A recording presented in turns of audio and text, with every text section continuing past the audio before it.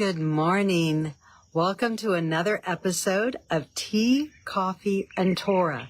This is episode 12, and I am so happy to have you with me. We have been working now for about a week in Isaiah 66. And this study has really been something that I have grown from. It is something I have learned from, and it has been very enjoyable for me, and I hope it is for you as well. And again, coffee is for the win again this morning. I have to admit, I've almost finished my cup of coffee because I did not get much sleep last night. I am still busy moving in and busy doing a lot of things. So anyways, I hope you are having a great week and you're getting ready for the weekend, getting ready for Shabbat. And I'm so glad to have you with me here this morning. I know your time is very valuable. Historical context really changes how we understand Scripture. Now, this week we've discovered that in Isaiah 66, in verse 3 and 4, that Isaiah is actually tackling head on a Canaanite, left over from the Hittites, but a Canaanite ritual for cleansing from defeat. But what I want to focus on now is going to be the subject of the temple. In modern scholarship, among academics and even among religious-oriented people, the idea of a temple, period, has really come under fire, and it has been very, very well criticized.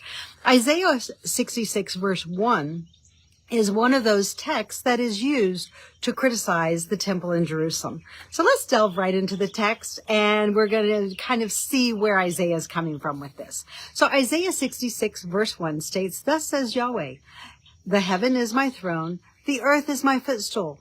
Where," here's the emphasis, "where is the house that you will build to me? And where is the place of my rest?" Now, usually, I have found that whether we're looking at Isaiah, Micah, Hosea, Jeremiah, every single prophet uses scholarship. So they will quote from their predecessors, they will quote from the Torah, and they will also quote from the Psalms. So Isaiah cannot quote from Jeremiah, because Jeremiah did not live till almost 100 years after Isaiah. So it's very, very important to know when the prophets lived. And if you're interested, I do have on academia.edu, I do have a prophets and kings chart. I've actually have a revised one that's kind of from my volume 1 book that breaks it down a little bit better and shows you exactly when the prophets lived and who they would have quoted from. And that really allows us to have a very clear and concise understanding for where the frame of reference. So in Isaiah 66 verse 1, it's not surprising that Isaiah is actually quoting from Psalms. And this psalm probably would have been very well known. It would probably been something that would have been sung in the temple and something the people would have known. So when they heard Isaiah's question, it wouldn't have been something that was just out of the blue, where are you coming from? It would have been something that resonated with the people. So this is what Isaiah is quoting from. It's going to be Psalms 132 verse 14. It says, "Yahweh has chosen Zion and desired it for his habitation. This is my rest forever. Here is where I will dwell, because I have desired it." So when Isaiah is asking, where is the house that you built unto me, or you will build unto me? Where is my resting place? He's referring to Zion, the place that Yahweh chose to place his name within Jerusalem, and the place where he has rested. As a matter of fact, verse 8 of Psalms 132 uses this exact same Hebrew word for rest, menachiti, for the idea of rest, and builds on the same concepts. So Isaiah is not just coming out of the blue with this, but the emphasis in this verse really is where.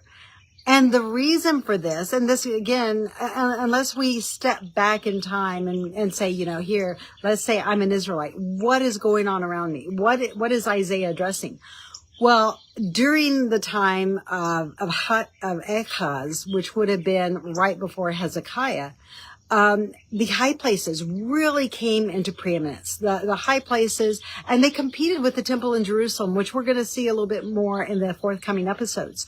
All of these temples were places where they would combine the worship of Yahweh, so that you had a pure strand in it, but then they would adulterate it with maybe Yahweh and Asherah, or Yahweh and Baal, or Yahweh, Baal, and Asherah. So you would have all this combination of the gods into this one place to kind of meet the needs of all people. We could call it a very ecumenical approach to religion, a very a religion that did not take sides because you tried to cover all your bases. But this is something throughout Scripture that is very heavily criticized. And when Isaiah says where, he is asking, okay, you have all these other cultic sites. Where is the place of my dwelling? Where is the place where where I rest and where I set my name? Where is my footstool? And he answers this because most Judeans would have known, or Judahites would have known that is a reference to the temple in Jerusalem. And in verse 6, this really drives the point home. Isaiah drives the point home. It says, a noise is heard from the city, a voice from the temple, a voice of Yahweh that renders a recompense to his enemies. Now, if Isaiah were really criticizing the temple in Jerusalem, saying it's a profane place, Yahweh never sanctioned it, he would not then turn around and say that Yahweh's voice is coming from this temple. So we have a dichotomy here. Either, is something that Yahweh has sanctioned. It's a place where he dwells because that's where his voice would naturally come from, or it isn't. You really can't have it both ways. And then when you go down to, say, verses 11, 12, and 13, there is prophecy regarding the temple becoming this place, this oasis. It becomes a place of consolation, a place of glory. And then in verse 12, let me read you this. It says, for thus says Yahweh, behold, I will extend peace like a river, and glory to the Gentiles like a flowing stream. Then shall they suck, and you shall be borne upon her sides, and be dandied upon her knees. This is King James Version. I tend to stick with it just because it's well known. Not that it's the best translation, but it works. It says, as one who comforts his mother, so I will comfort you, and you will be comforted in Jerusalem. Now, if Isaiah were attacking and criticizing the temple in Jerusalem as a legitimate place, he would not then be condoning and saying that you will be comforted in Jerusalem. And as a matter of fact, if we go back to verse 10, Isaiah states that you will rejoice with Jerusalem. And you will be glad with her, you that love her, and you will rejoice with her, all that mourn for her. So there is this exaltation of Jerusalem as a place, as the seat of capital. It could be similar to the way that in the United States we extol Washington, D.C., or we used to, perhaps some of us, as a place and a seat of justice, of judgment, where legislation occurs, where righteousness and justice should take place in the governance of a people. And that is what Isaiah is doing here. So we don't see him criticizing the temple of Jerusalem.